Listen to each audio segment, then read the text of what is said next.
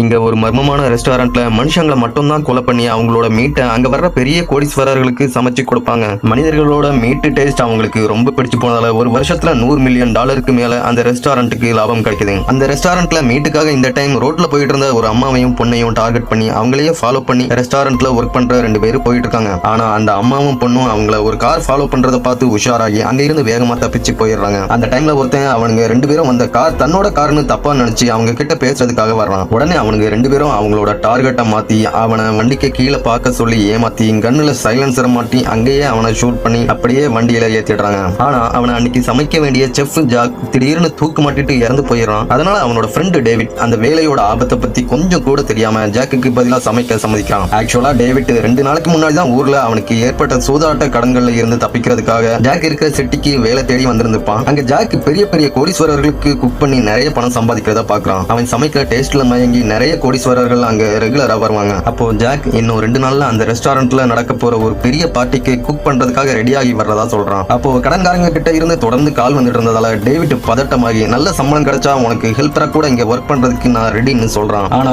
Jack இங்க சம்பளம் மட்டும்தான் அதிகமா கொடுப்பாங்க, ஆனா ஒர்க் நல்ல ஒர்க்கா இருக்காதுன்னு சொல்லிடுறான். ஜாக் தனக்கு கிடைக்க போற வருமானம் டேவிட் உள்ள வந்தா குறைஞ்சிரும்னு நினைக்கிறான்னு டேவிட் தப்பா நினைச்சிடறான். அடுத்த நாள் 2 பேரும் காஃபி குடிக்கிறதுக்காக வெளியே போயிருப்பாங்க. அப்போ ஜாக் அந்த கஃபேக்கு வந்த ஒரு பொண்ணை மீட் பண்ணி அவ கூட நெருக்கமா பழகி அவளையே நைட் அவனோட ரூமுக்கு கூட்டிட்டு வந்துடுறான். அந்த பொண்ணு அங்க இருந்து போனதுக்கு அப்புறமா டேவிட் ஜாக்கோட லேப்டாப்பை ஓபன் பண்ணி அவனோட அக்கவுண்ட்ல $5 மில்லியன் பணம் இருக்கிறத பார்த்து ஷாக் ஆகுறான். அடுத்த நாள் காலையில ஜாக் அங்க தூக்கு மாட்டி இறந்து கிடக்கிறத பார்த்து டேவிட் பயங்கர ஷாக் ஆகுறான். என்ன பண்றதுன்னே தெரியாம கொஞ்ச நேரம் அமைதியா இருந்த டேவிட் உடனே அவன் ஒரு பிளான பண்ணி ஜாக் இறந்து போன விஷயத்த மறைச்சு அவனோட மொத்த பணத்தையும் ஆட்டையை போட பிளான் பண்றான். உடனே அந்த கயிறை அறுத்து அவனோட பாடியை மறைச்சு வச்சுட்டு ஜாக்கோட மொத்த பணத்தையும் அவனோட அக்கவுண்ட்டுக்கு மாத்திடுறான். அடுத்த நாள் 2 பேரும் அந்த பெரிய பார்ட்டிக்கு ப்ரிப்பேர் பண்றதுக்காக ஜாக்க தேடி அங்க வர்றாங்க. ஆனா அவங்க இதுக்கு முன்னாடி ஜாக்க பாத்துக்க மாட்டாங்க. அதனால டேவிட் தான் ஜாக்னு போய் சொல்லி நடிக்க ஆரம்பிக்கிறான். டேவிட் அவங்க கிட்ட அந்த பார்ட்டிக்கு சமைச்சா எவ்வளவு பணம் கொடுப்பீங்கன்னு கேக்குறான். அந்த பொண்ணு $3 லட்சம் கொடுக்கிறோம், தேவைப்பட்டா எக்ஸ்ட்ரா $50,000 கொடுக்குறோம்னு சொல்றான். அது கேட்டதும் டேவிட் உடனே ஓகே சொல்லிடுறான். டேவிட் உடனே அவங்க கிட்ட எத்தனை பேர் பார்ட்டிக்கு வருவாங்க,